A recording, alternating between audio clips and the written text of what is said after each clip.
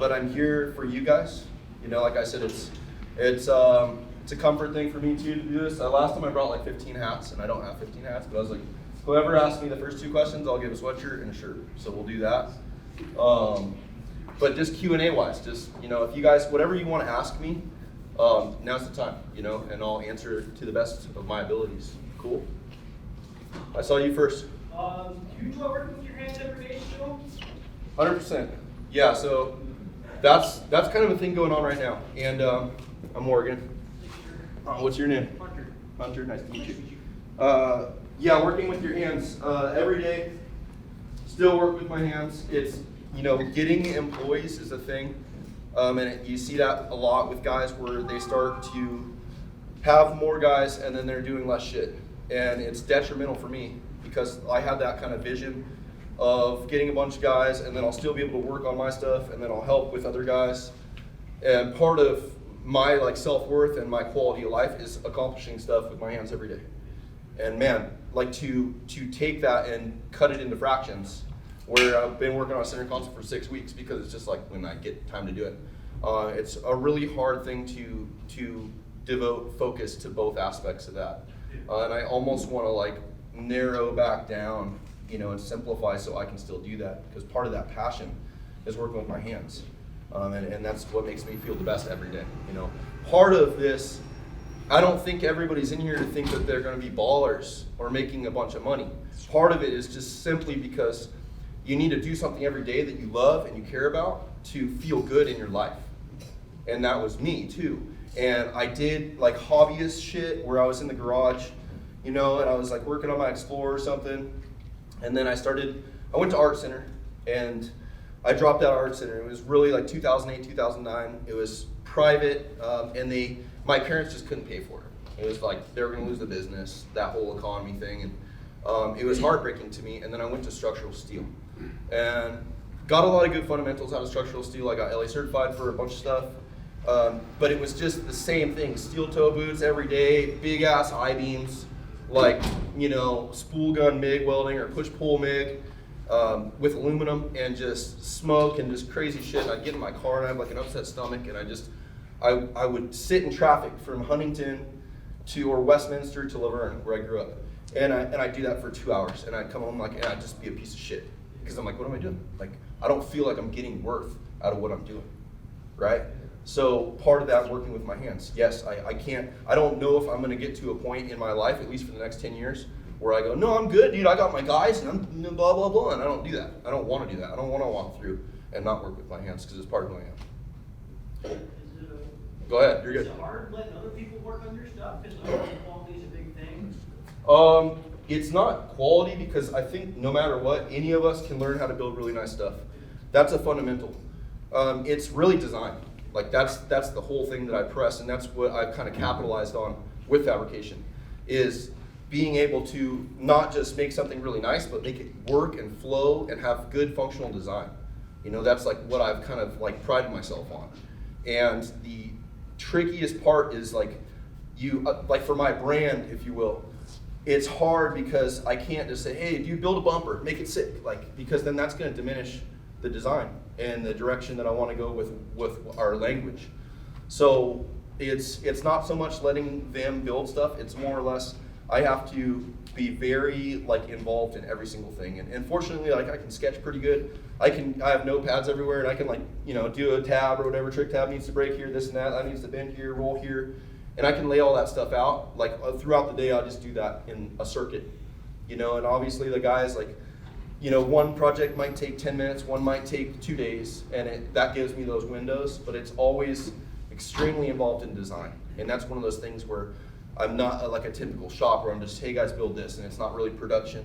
It's always custom, so it's like that's kind of the hold too, is it's just always very involved. Cool? I saw you. So, what's your name? Jonathan. Jonathan, nice to meet you. Nice to meet you. Here you go. XL. It's gonna be maybe big. I don't know. That's all I got. And I wish I had more stuff, you guys, but it just like when that stuff goes, it just, last time I came, I was like, I don't know what to do. I don't know what to do. I'm gonna go talk to these guys, and I just like brought hats. And I was like, I don't know if I'm gonna give them away. And then like right when I got in here, I was like, oh shit, dude. Oh shit. All right, whoever has like a question here, take that. What do you got? So what's your day-to-day work like? Is it like, once you finish the project, you immediately have something to go to next, or do you just have downtime where you're planning out what's the next move kind of thing? Like is that something that you guys have to deal with on a day-to-day, or what does your typical work day look like? So typical work day is I start at 6:30, and then I go till 6:30 every day. And the guys, 2 of my guys are on the 75 hard program, and they go to the gym in the morning, and then they get there at 7. But Alvaro's there at 6:30. Usually they work like a 10-hour day or not a paid lunch, so they'll be there for 11 hours. And then as far as like workflow, that's another management thing, right? That's all stuff you don't think about when you're a fabricator, because you're like, you have a boss who just tells you what to do, and then that's that, and it turns into this deeper shit. But really, it's pretty thought out. We have projects, I kind of know what's priority as far as those projects, and I preload everything I need to for what my guys need to be doing every single day. Mondays, I have a meeting. Everybody, like sometimes on Monday, we're so balls deep from the last week that we don't need to have a meeting. Like everybody knows what needs to happen. Everybody's back on their stuff. Like James's Frontier, for an example, like we started, that was last Monday we started that thing, and I knew that was gonna take 2 weeks, so I don't have to come in and talk to Alex about plumbing. We're good. But as far as some of the smaller stuff, I always lay it out, and I always kind of know what process is next. And the thing is with that too is like with metal fab, stuff takes so long that you can think about your steps way ahead. You can be like at a bandsaw and be like, all right, well, I'm gonna do this, blah, blah, as long as you don't cut yourself, like you can think about a bunch of other shit. And it's that same process through everything. Some of the more complex builds, like there's usually, like I have 6 projects going on in different stages at all times that I have to manage. And 2 of those are in the computer. And then the rest are like things that are kind of just, that's part of the challenges of like running a fabrication facility, is figuring out, making sure there is work every single week that's consistent, and there's plans and programs and things are like coming together, and there's no downtime, essentially, like you mentioned, I was working at a job before, and they didn't really have anything that I had to figure out things for myself. That's bad management. Yeah, I would like to come into work knowing what I would need to do for the day. It would be like that with any work. It's the same when I work structural. Like if I had to stand there and not do anything, my feet would hurt. I'm like, what the fuck am I doing? And it's the same thing. Like any of you guys are hungry. You're here learning how to fab. So you should have an employer, or you should be able to get after it all day long. It's just like an assassin, just kill shit over and over. That should be your daily grind, and that's whoever is either helping you or in charge of the program that you're working with. They should always have that, and that's kind of a management thing, to make sure that you're sitting there. And I guess the rule of thumb is if you're stuck there and you don't have direction, it's always like grab a broom. Yeah, I would, but then I'd be sweeping all day, and I wouldn't. Yeah, there's an issue there that's not you, Yeah. for sure. What do you got, man? What's your name? Well, Nice to meet you. you said that you have 6 projects going on at all times. Is that a number that you like, or is that just kind of how things fall into place? I would say 4 to 6 sometimes, but it just always seems like when I look at them, like, oh man, there's 6. Holy shit. Like, just various stages though, and it's you got to think like some of this stuff. Some stuff moves really fast, and some stuff holds up. Whether it's the client's out of money, or we're waiting on parts, or this needs to be machined. Like there's always things that are out of your control, variables that you can't change, where it's like almost a must that you have stuff lined up, because if you just have 3 vehicles in your shop, and then say you're relying on those as your income and to pay your guys, and then one dries up, that's a big dent. That'll affect everything. So it's like to have that stuff staged, it's kind of like my backup, my reservoir. So it's the same thing if there's cars that are in early stages, like the F800 is getting its upper cage all done. That's all, Jason's doing that in SolidWorks or CATIA. That's all stuff that is just in the background. All-wheel drive project in the background. It's just all stuff that's going to come down the line. And then, that assures the actual physical work in the shop. And then when that's going on, then you're hoping that there's more jobs stacked that are still in the digital phase. So it's kind of a production. Does that make sense? Do you kind of base, like, with how long these projects take and how much money they cost, how do you go about getting paid with the client? Like, is it kind of feel it out to see how trustworthy the guy is, to see how often he's paying you to continue work, or how do you kind of, That's a good question.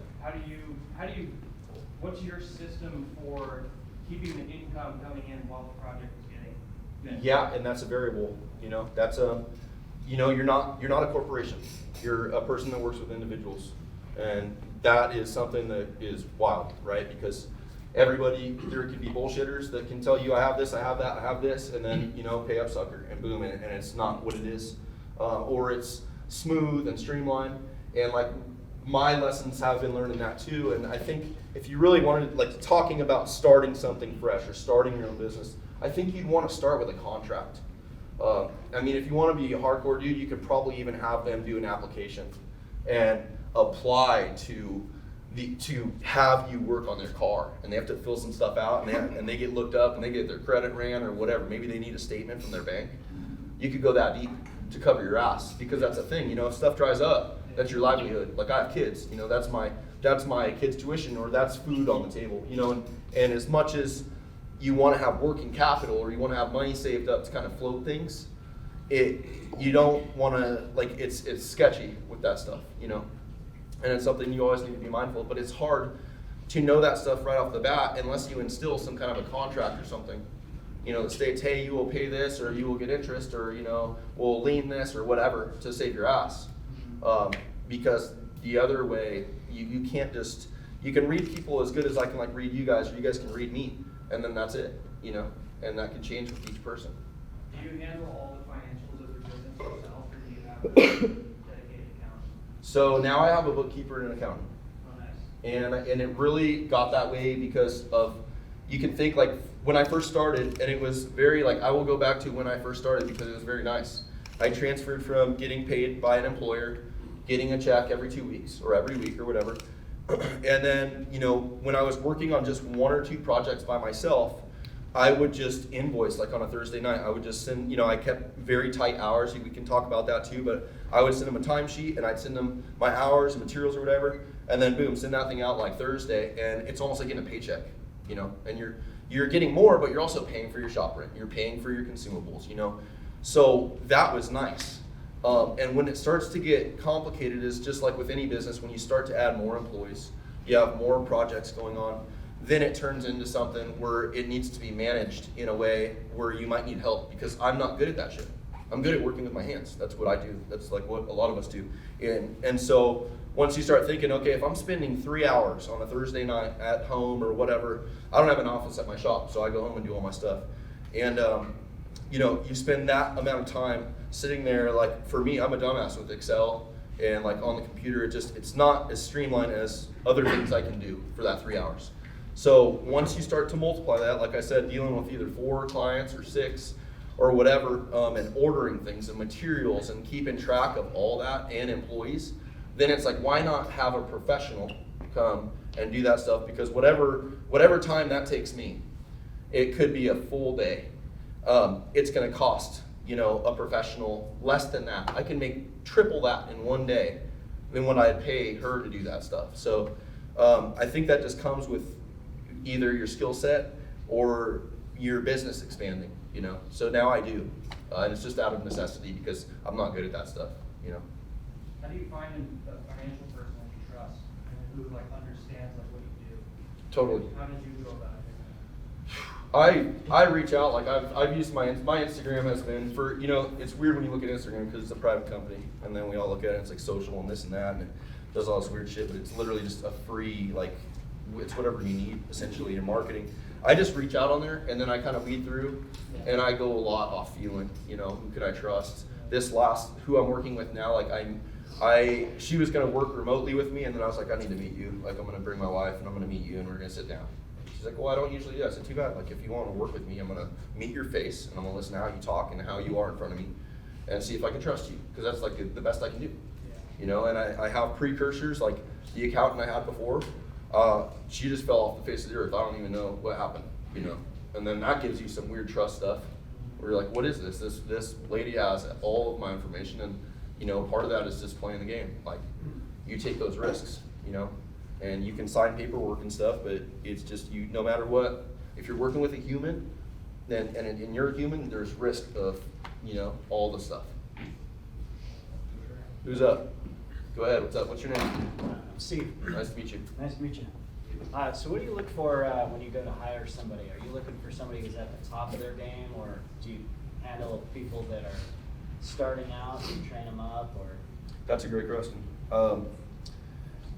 It's interesting you asked that, because if I would have, I don't know the last time I was here, it might have been a year ago or something, I probably would have had a different answer, and it's like kind of weeding through it now, because you guys got to understand too, like I'm coming in here to talk to you, but I'm not like some dialed professional, like I'm still learning every single step. So with that, and with like having employees, it's the same. Like at first I was like, I'm gonna get a new guy, and I want to teach him everything, so he's dialed and he's all cut, but he doesn't have any ego or like pride on how he does stuff. Like I'm gonna teach him my ways, and then he's not gonna be like, I was all thinking like I'm gonna have some cocky dude that's gonna be like, well, I do it that way, why should we, that kind of stuff. And then it turned into, well, I want someone that's extremely motivated and driven, and they don't need to know everything. I'll teach them everything, but as long as they have like a very ambitious, motivated mindset, then I can take that on, and that will in turn, they'll learn all the fundamentals and all the basics, and then they'll just start, they're so hungry that they'll start getting quick. And that's now, if you ask me, it's like I'd almost rather have someone kind of come in there that knows what's up, and they're driven to be fast. Because I think what makes you a really good fabricator, like I always like use Walrath as a reference. Matt Walrath is like an OG fabricator, some of you guys might know him. And Matt is like infamous for taking forever, like on scales that are not like easy to understand. And I always tell people, like if you give someone this, no matter what, and you say take as much time as you want, it just needs to look like that. Any human can make it look like that. It doesn't matter if it takes their whole life. Like it's time is what makes someone good, because how fast you can turn around nice work is what makes you a badass. Like where you can slay on stuff. And I think to get there, you have to figure out every single fundamental, like the right way first. Like just do everything precision from the start, so you know all those steps. And then if you know you're going to get that same part in the end, you can trim all the fat, and you can be like, well, I know that. I don't really need to do that. I can really do that. And it's not really happy, but it's like you can figure out what is really crucial for the end result, and shave all that down to be efficient and fast. So now I would probably look for some guys that are fast. And I think there's two types of people. There's people that are fast, and there's people that are very good and meticulous, but they don't have the ability to like mold into someone fast. Does that make sense? Mm-hmm. Yeah. Cool. Who's up? What's up, man? What's your name? Robbie. I'm gonna have to get all you guys like that. No, Huh? you're good. What's up, Robbie? So, what keeps you in a positive mindset to keep doing this every day? Where like you don't knock yourself down, like I don't want to do this anymore. Like what keeps you motivated to be like striving the next day, the next day, the next day? What keeps you at that level? These are all good questions, you guys. That's a thing. When you look and you're just able to be grateful for stuff, I know that's like a played out thing, but man, it hits. Like if you just start to be grateful, there's so many people that sit at, and just don't discredit, but there's so many people that sit at fucking cubicles and desks, or they do some. Sorry, not sorry. There's a lot of occupations in the world where people just have to do something because they have to work. And if you can narrow your scope to that, and you go, dude, I get to go build badass shit every day with my hands and create. And there's that. There is times where I'm stressed out, but I have that ability to go back and I'm grateful for my position. And if you just hold on to that, you can apply that to a lot. Like there is definitely times where I'm like, fuck, dude, I fucking hate this right now. Like all this stuff. But if I go back to it, I can adjust my perspective to the point where I can look around and go, okay, like this is so much better than other options in my life or people's lives, in general, or in the world. It's like if whatever the percentage of guys are that get to do motorsports fabrication or welding, it's small, and the ability to do that every day. And then on top of that, I have full control over creative design direction every day, So like, I think everything else is, controllable. If I keep my mindset, my perspective there, and I'm grateful, everything else is like manageable. And I do have struggles like that, and it is, I listen to a lot of helpful things in my ears every day, like podcasts and stuff, and self-growth and You know, I think retaining your character through struggle is the most important thing in life. Like no matter what, no matter how shitty everything is just retaining the same character when, oh, I got money, things are good, blah, blah, blah, me and my chick aren't fighting, whatever. Like anything that makes you on that high spot, you have to figure out how to retain that no matter what every single day. You know, like so it's not some fake shit. Just when things are good, then you're that guy. But then they're bad and you're some other guy. No, figure out the middle and just stay there. You know? Cool. Who's up? What's your name? Jake. Oh, sorry, go ahead. It's Jack. What's up, Jack? Is there anything that you know now that you wish you would have known starting out? Everything I'm talking about? I think the hardest part is just the business part. You guys are going to school for fabrication, right? Like I did fabrication my whole life. People go to school for business, you know, and then you're expected to run a business. So I think the business angle is the gnarliest thing. As far as fabrication teaches you.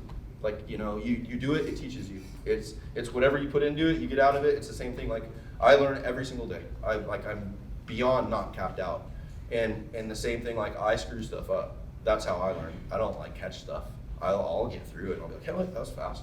I'm like, oh, we're done, redo. You know, like every time through every single like foundation you guys learn here and fundamental, whether that's welding or blending or bead rolling or anything, like I screw that stuff up to learn. So I don't think there's any like heavy duty lessons that I wish I would have known from the start, except just what you get into with running business, because it's a whole nother thing, you know? What was your name? Jacob. Jacob, hi.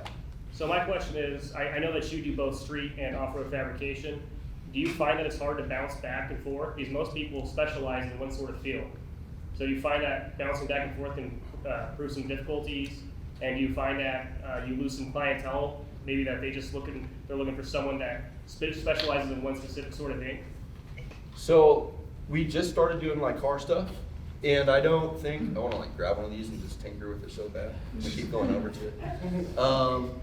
We specialize in like I call it motorsport fabrication because like I think I fell in love with pre-runner stuff when I was younger, and then it just led to like the stuff you love when you're a kid. Like if you're able to do it, you do it. And I don't think that it applies where you lose clientele. You know, like if you're good at something and people like it, they'll have you do it. And I would rather get my hands dirty in everything. You know, like we've barely even touched into hot rods, you know, and like street cars. And if I can do more of that, I absolutely will. You know, like if we could build planes, I would. I bet I probably would regret not knowing stuff about planes really quick. So I think, no, it doesn't. You just do everything. Like there's an old movie, and I obviously grew up in the 90s. I'm 38, so that's fucking crazy to say. There used to be a movie called Field of Dreams with Kevin Costner, and it was like, if you build it, they will come. If you build it, they will come. Like a lot of my like upbringing with the business and everything is like, before I started in 2012, I built my pre-runner. I dropped out of college. I was working structural steel, bummed out, and I didn't have a truck. I'm like, I need to I had a Corvette Z06, an old C5, and I was like, I'm gonna put this thing up and I'm gonna just try to trade someone for a pre-runner. Like, I don't care what it is, just something 4-door V8. I put it on this site called whiteboystoys.com. Yeah, and dude, boom, got a guy, like F-150 from up in Vegas. I traded him straight up, and then I put all of my time, I didn't have a kid yet. My mom just got cancer, and I was just like, all I want to do was either I'm working or I'm going to the shop to work on the truck. And I did that, and I worked 410s normally, and then Friday, Saturday, Sunday, I was there 14 to 16 hours a day, every single weekend. And I built this truck, right? I poured everything into this Super Crew, this Beth. And by doing that, it literally transformed my life, right? Because it was something I loved and I put my passion into, and then everything started to come, that's a weird thing to say, even with like Jamie Campbell and Raceco, that was my first job building cool stuff for people. And that was the same thing. I met Jamie because I had to go get my tie rods bent by someone that had a bender that could do it. And then he's like, when are you gonna quit building ladders and start building cool shit? And that hit, and I'm like, I can do that. And so it's that same thing, like whatever whatever you're into building, you should just do that. And if you want more of that, it'll come. You know, it's the same thing. Like I'm into street cars and off-road, and if I do the best I can at each example that we build, then there'll be more, and that's what's, you know, satisfying with that. Does that make sense? Yeah. So I don't think it hinders stuff, like, unless you're, I don't think you're gonna get canceled for building something versus another thing, and a client's gonna be like, well, he doesn't, you know, I just don't do side-by-sides. And that's it, like. Who's next? You mentioned, Your name? Theo. There you go. You mentioned SolidWorks here earlier. Yeah. Which designs you made a deal on for the bulk of your design? I'm ignorant to that stuff. Where that's like my biggest, so like another, dating back to something I wish I would have known when, like earlier. I wish I would know digital modeling and design. Huge. So that's one. So I have Fusion 360 at home, and that seems like really good for surfacing. I've spent 30 minutes on it, and it's just, like where I'm at right now, I have so much going on, and I don't like when people say that like as an excuse. But I have parts I want to develop, I have things that I want to design, but I have to think about it in chunks of time and efficiency. And if I'm able to sketch very fast and I can communicate what I need to digitally to someone that's proficient in like a SolidWorks program, then I need to do that right now. And at some point when I can buy more freedom tickets or have more time, then I will learn that, because it's an absolute crippling thing to me. As far as my opinions on which programs or platforms, I mean, it seems like SolidWorks reigns supreme on a lot of stuff. It's just really expensive. I know my buddy Matt uses Inventor, and then Jason uses CATIA, which is rare. I guess Aerospace uses CATIA. Yeah, and he can get me like an older version of that, but I don't have like huge preferences on that. I just, for myself, like that's the one like thing that tugs at me, that I'm not on a level where I want to be. So all your crazy designs and shit, you move, that's all hand sketch? You get it? Anything that gets machined, I hand sketch it first. But I have really good visual communication and sketching skills. So I can like, you know, what's good about sketching is no matter what, no matter who you are or where you're from in the world or what language you speak, if you draw something, that person can see and understand it. You know, you can visually communicate that. And so from Art Center, I have a really good skill set with that. So I can work with whoever's designing the parts, and I can get something really good and tight, and then they can build it, you know. Or maybe we need like 2 revisions and we get it. But I don't have a preference on platforms. I just, on that note though, if there's one thing that I need to learn and that I regret, and I think everybody should have a general sense of knowledge on, it's SolidWorks or some kind of platform. Who's up? You were first. What's your name? I'll get you Nice to meet next. you. What's Rob, up? nice to meet you. Nice to meet you. I think you kind of embody a lot of what we want to do. Having a badass shop, building like these badass rigs. Yeah. It's really a cool thing. However, it is like a niche market. It is a hobby. Yep. At the end of the day, clients get to choose who they get to go to. There's other big names out there. How do you get those clients? How do you keep them? And then how do you also like keep your name clean and like respected in the business? That's 2 questions right there. So I'll hit the first one because they both probably deserve some explanation. The first one, you know, like I talk to people that I talk to weekly are RJ Fab and Robbie Woods. I consult with them on business and direction and just overall friendship. And you know, if I can't lead myself, I rely on other people to help me lead. And you know, again, there's this thing of everybody can do nice stuff, but there's not a lot of people that can make it look cool and stylize it and have good design. And that's really what I capitalize on. And I just, there is always that thought of, oh, well, if you're not at the top, like what's gonna happen? Or what about when the economy crashes? Blah, blah, blah. And it's like, I don't wanna sit in that fear. And that's why I don't stop charging. You know, I don't stop just going. And I've been like fortunate with my clients where I've built, and I don't know how you guys feel when someone says my brand or the brand, and I know that sounds corn dick, but it really is a thing. And I've like built a brand where we're known for like unique, special vehicles that have like extreme design, where you look at it and you're like, whoa, and everything kind of hits. And I don't mean that in like an egotistical or a cocky way, but I just, No, it's true. That's there's things that we put into the vehicles that are very carefully thought out, that enable like any human to look at it and feel something from it. And so you're gonna ask me something, but just hold on. And so that, I operate off that level, and I can't not operate off that level. And so it's just something, I don't know if that's a gift or it's just an ability, but that's kind of what keeps us where we're at. And it's the same thing when I talk to RJ, like, as long as you stay on top, you have nothing to worry about, you know? And if you know that you're not on top, then you do everything you can to just get on top, period. Did you want to ask me something? No. Okay, and then the second one was not muddying your reputation, right? I've already done some of that. Like things, and I don't even like to say that, but it is what it is. Things that'll fuck you up is just money, dude, you know? If someone gives you money to buy parts, and then you have to say something happens and you gotta use that money to float an employee, or you gotta use that money, like, there's things like that suck.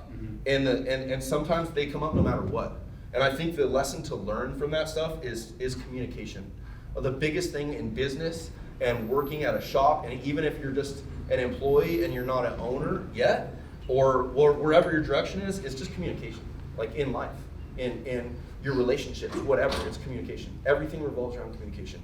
And it's the same with that. Like if you're burning some shit and you know someone's expecting parts or this out of you, the best thing to do is not be like, oh shit, oh my gosh, I don't know what to do. No, just talk and let them know.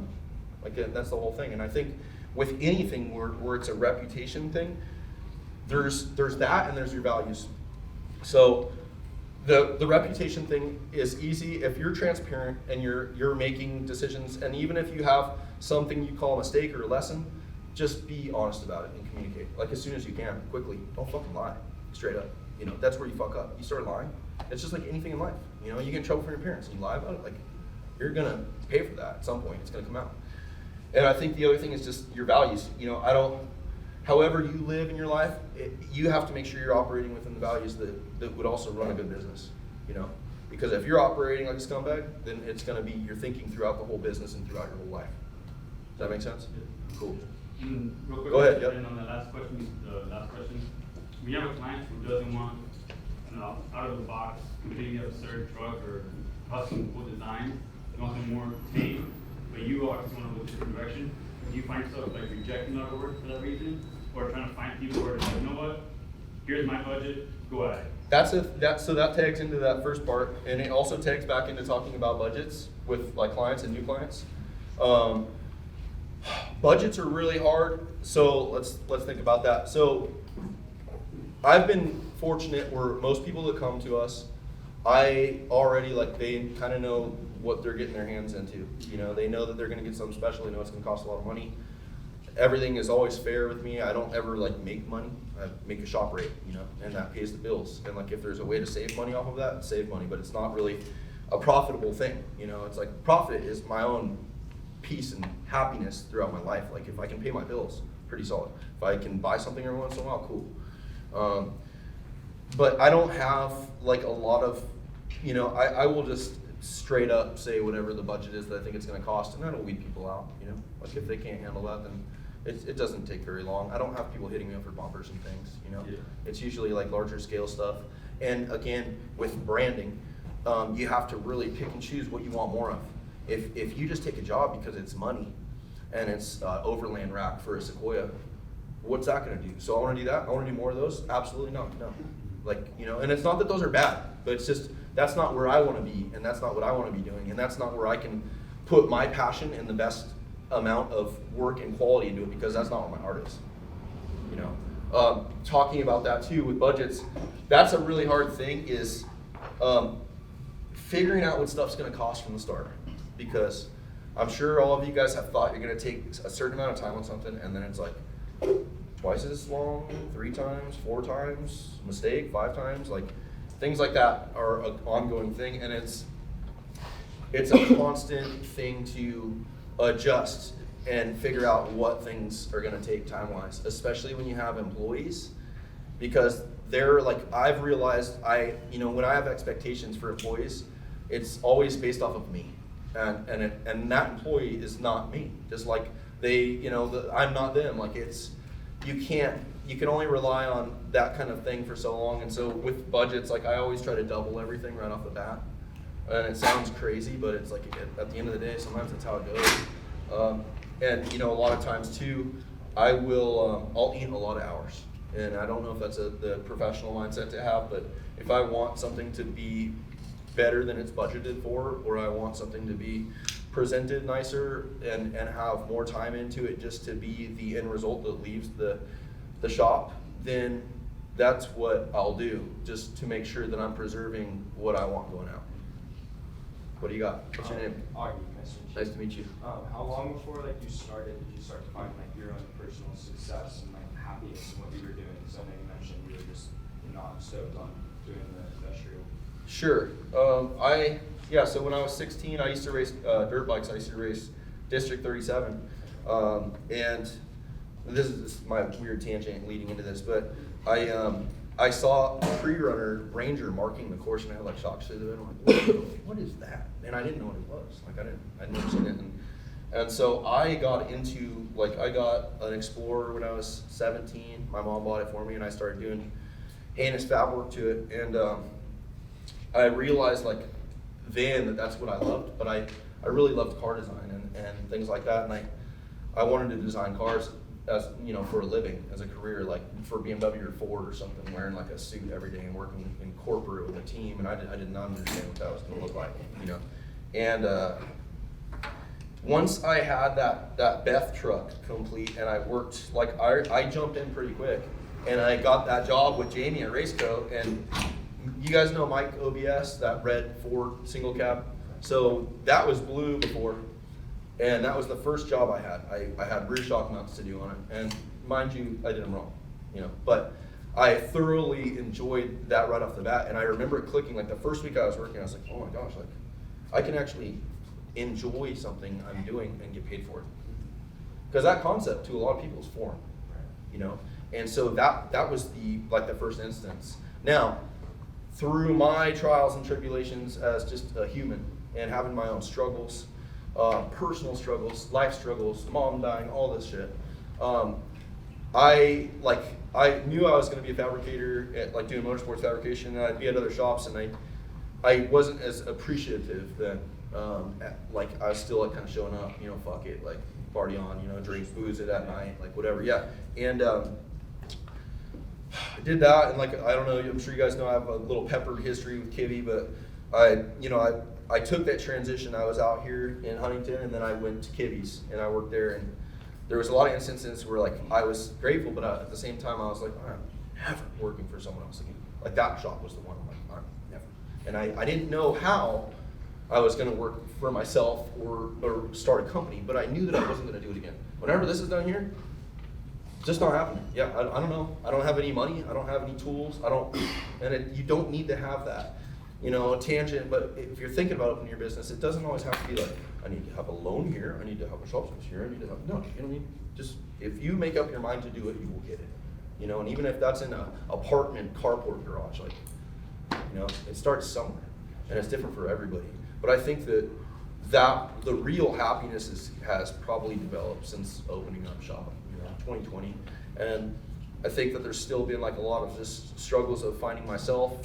I'm a late bloomer. I'm probably a 26-year-old kid in a 38-year-old body, And I think really just finding the gratefulness and, just the appreciation. I'm able to step back now. That's why I say I'm able to look at things and be grateful. And I think that it's an inside job, but definitely all of it started getting heavy when I was on my own. I'm like, wow, I'm doing this. And I think it's because I wanted to do it for so long and I didn't think I could. Yeah. What's up? What's your name? Kevin. Nice to meet you. You've been talking a lot about you finding your success, and I just wanted to ask, in your experience, has it been more of what you know, or has it been more of who you know that has contributed to your success more? Because I hear it's who you know, it's not what you know. So I just want to know, in your case, which has it been more of? Sure. That's a classic phrase. I think that applies in a lot of things, right? But I think, is it kind of one of those things you have to do something to get somebody to recognize it, and then it kind of? Yeah, I've worked for everything. That's the whole thing. I didn't have a dad. It's not some victim story. I didn't have shit given to me ever, and I never had help, especially with the business. And now, backtrack. I was doing side work for Evan Weller when I was over at Kibby's.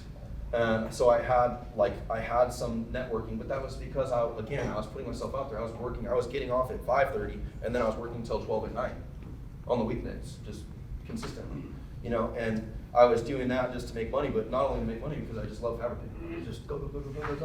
And so, you know, if you chalk that up as who you know, like I did know Evan Weller, and I'm up in that building now. I mean, I rent up there, but he was my help into, you know, like it transitioned from, like, I had a welder and I had my toolbox, and it transitioned from him helping to me being able to have my own studio or facility.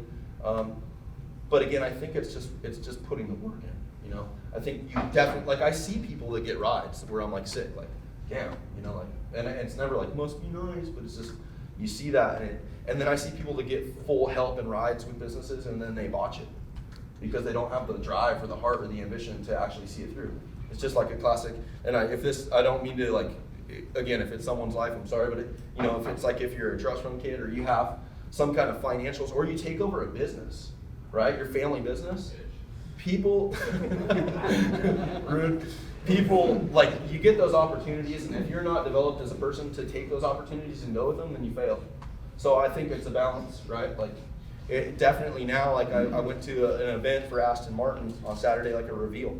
And those, like, all of those things happen because of me just building stuff and driving myself to build stuff and hustling and working, you know? And it's like, I wouldn't have the who you knows unless I worked to get to the who you knows. Does that make sense? Right. Cool. Who's up? What's your name? My name's Surya. Nice to meet you.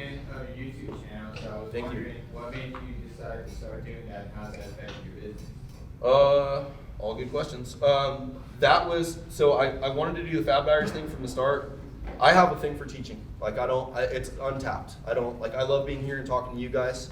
But it's like, you know, when I was 18, I was like a summer camp counselor just for like a couple of weeks. And I was like, this is it. That's cool. And I like to teach things. And I think that the only way, like, if you share what you have, it's the way you retain it. It's the way you keep going. And I wanted to, like, just have YouTube to give instructionals.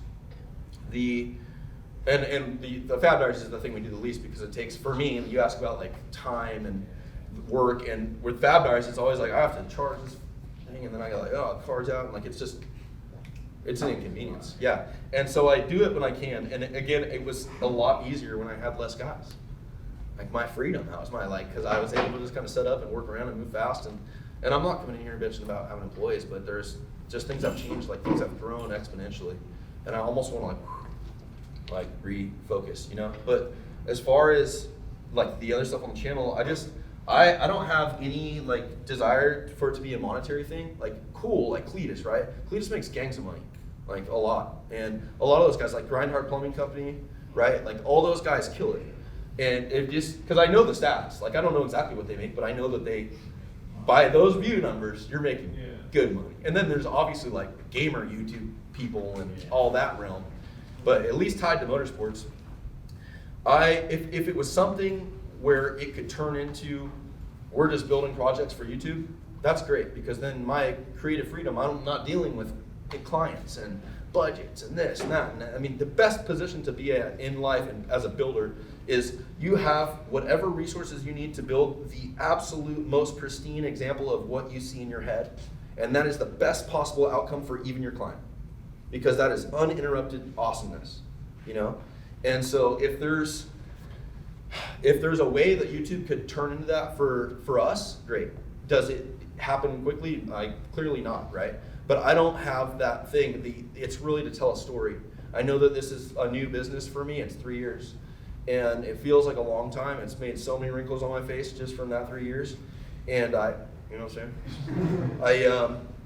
I think it's just to tell a story. Like, and I want to share it, and it's like, I could say, like, oh, I want my kids to watch it when I get older, but who knows if they'll be YouTube? I don't know. I think it would be rad if it's just a way to look at growth and to look at the projects. Like if I was younger, and even now, if there was a page like that, I'd watch it. That's it. Like it's just something I would watch. And when I was younger, there was barely any content. There was no social media. There was barely any content like on the internet. There was barely any YouTube stuff. And I was so fascinated by the build process and like what goes into it that it's just my way of like, I'm like, oh, well, it's not there, I'm gonna show it. Like, I have control over that. I can do that. You know, and if I have to pay, the other thing is I pay for it. I pay for every episode out of pocket. And I do that just because it's worth it to me, you know? It's not that I'm gonna get something back from it, but it's that I get to show people that are interested in what I'm interested in, what's going on, you know? And that feels good. So that's the YouTube. Who's up? Name? Robert. Speaking to what he said, do you think that making content brings people into your business at all, or is it really just a passion project? Yeah, that's a good segue into that. It is beneficial for sure. Yeah, like even like there's a real OG Terra Crew episode I did, like a shop tour or studio tour. OG, like, and I mean OG just because everything changed and the shop's different. And, that got me business from that. People hit me up. The thing is, the tricky part is with people who are watching YouTube, again, that goes back to individuals. There's some sketchy dudes out there, you know, that like just talk, and they don't walk. And so there is, and to piggyback off that, yes, I think all content is how to generate, in this day and age, is how to get business. I don't have a website, you know, like I have one being built, but that's been going on for a year plus. I capitalize off of a free platform from a private company, Instagram, that gives you that, and you can run that as much as you want, but it's really about eyeballs. As many eyeballs as you have on something, it's just a numbers game. Someone's gonna want something built that's gonna be inspired by that.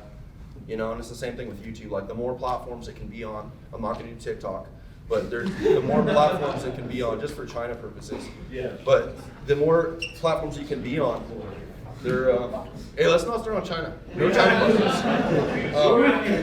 questions. We've got the date before we're just done with later. You know, I think it's just reach. It's reach. I think that anywhere you can get your ups as far as your work being seen is the ticket. Like, and if you guys same with like, I don't know if Instagram's old school now. I don't know. It's just what I use, but I think anywhere you guys can use stuff to market your work, that is what people, it could be someone where you're just posting your work and you don't even working for anybody, and boom, it's something that gets someone, you know? And it's like, the more transparency and reach you have is what brings more revenue with business, you know? For sure. Who's up? So like, Hey, are you double dipping? get my money's worth, dog. Shoot. People in your network of skill sets Yeah. that are not doing motorsport fabrication, what do you see the most lucrative jobs that we could go to with skill sets like yours or skill sets that we're learning here? And not do motorsports? Correct. Okay. What do you mean by lucrative? Do you mean just getting cash out? Cash. Okay. Because lucrative for some people could just be peace of mind, right? Like I've been talking about solitude, finding something that you enjoy. And maybe you're not getting what some other guy can get paid for something else. So that's why it varies for people. I think union stuff, union iron worker, there's a lot of money to be made, and I don't know where fabrication falls into crane operating like businesses, like Greg Crane, and then obviously like any kind of pipeline, any kind of oil rig stuff. Like obviously that's harder, grimier work, but sometimes that stuff pays too. And I think just union stuff is always security. LA certified guys working union, you're making good money, you know. Now, if you wanted to piggyback that and go fuck all that, I'm gonna work for myself still.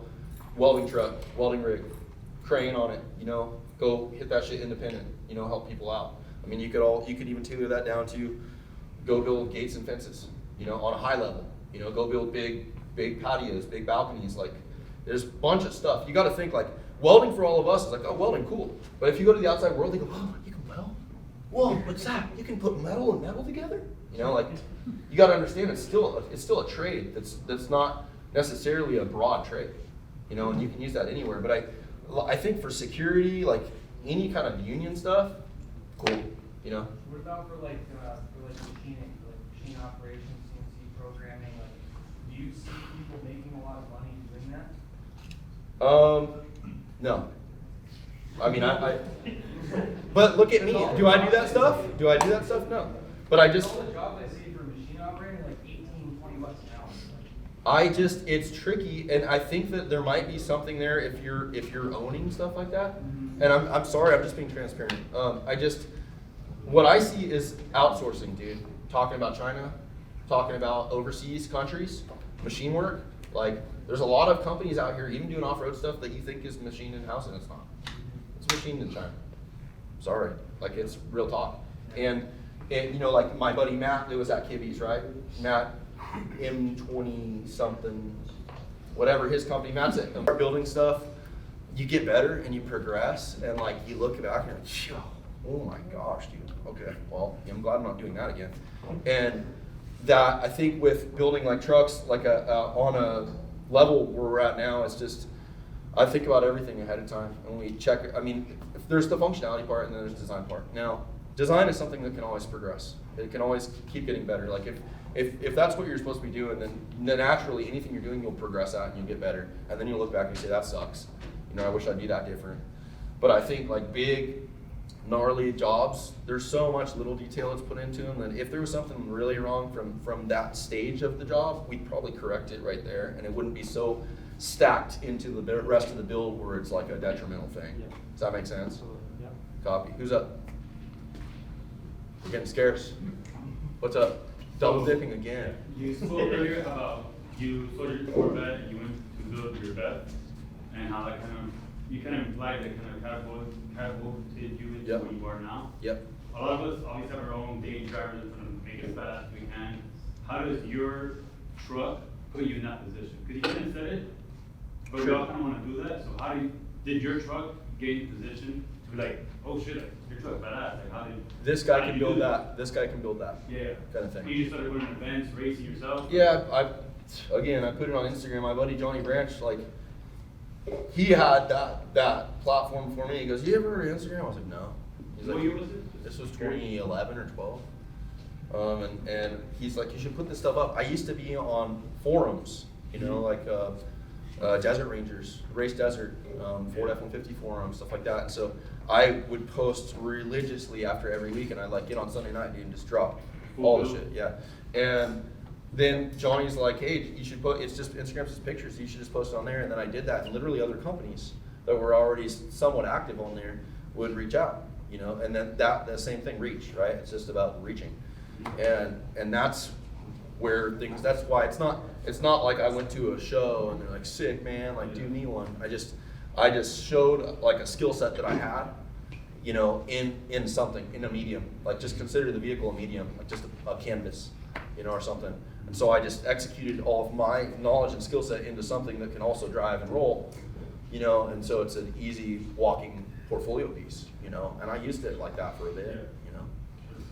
Anybody else up? Coming to an end? What's up? What's your name? My name is Gabriel.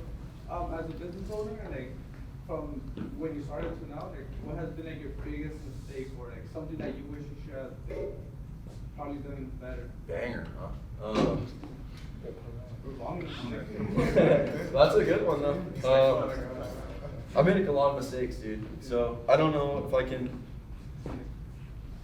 You know, if you want me to make an emo, it's about not being the best person I can be, and that affecting all of my life.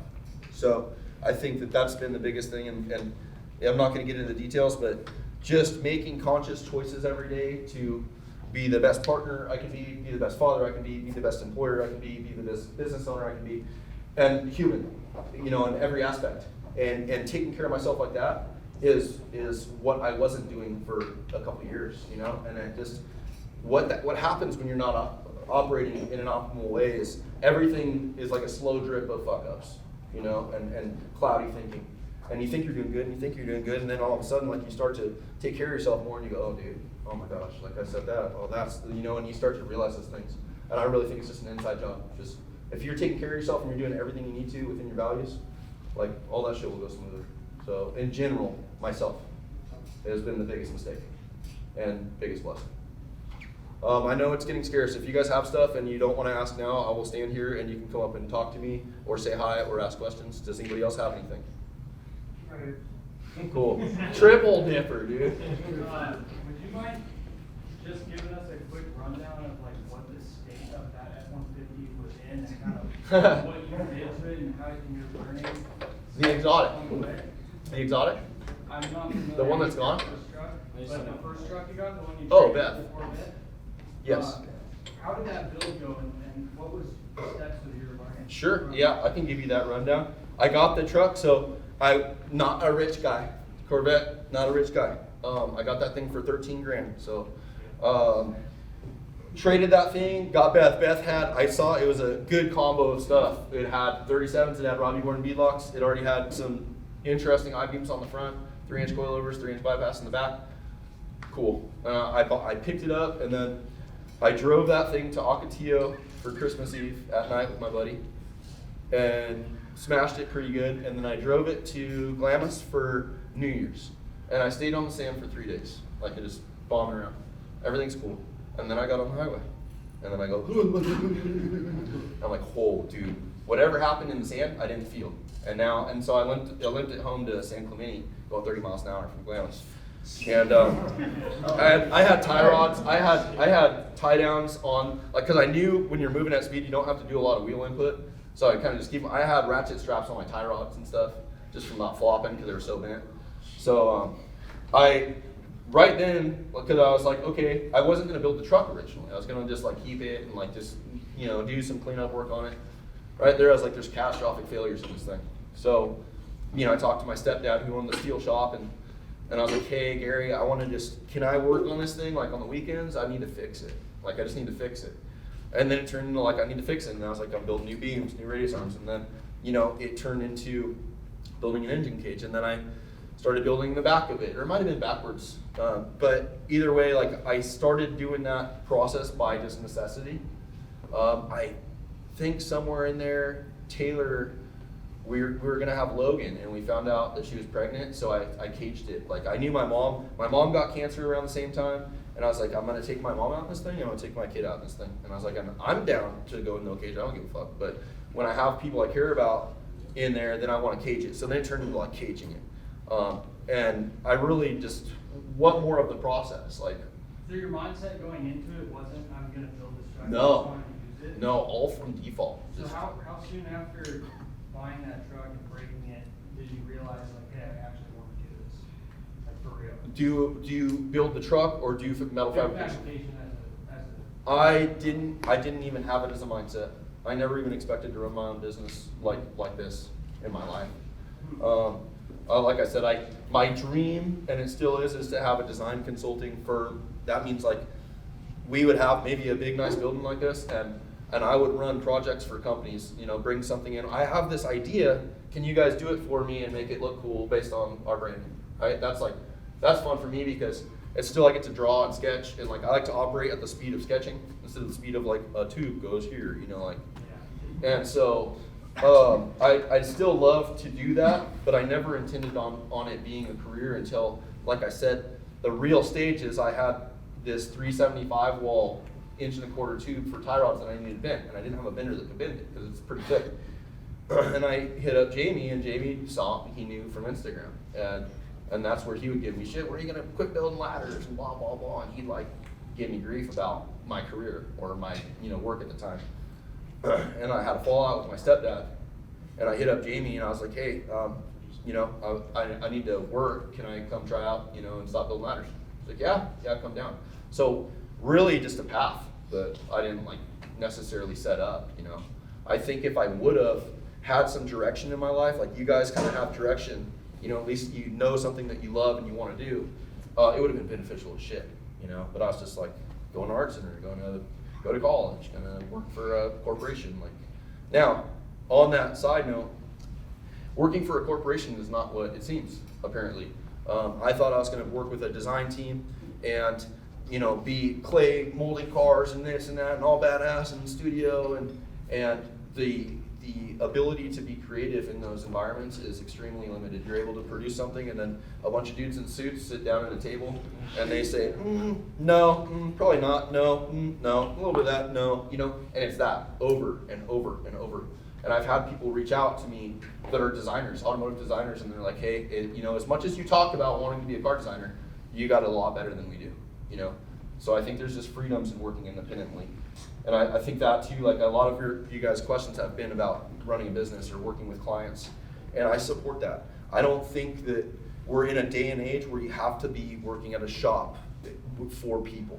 I think there's enough to go around. I think that if you're good at what you do, find that one thing that you're good at, and then just sell that shit. Like down the road, dude, get it. You know, like I don't think you need to. Maybe, you know, and I think the best thing is if you get like say my guys that work for me, if people leave, like any of your guys leave, it's just part of life. Like to hold down an employee that's really good is a difficult thing to do because they're really good. You know, they're destined for a better future. That's what everybody wants. And I think in this day and age, there's like enough where if you find your niche and you find what you want to do and you're passionate about that, you can successfully live not having to work for someone. You know, period.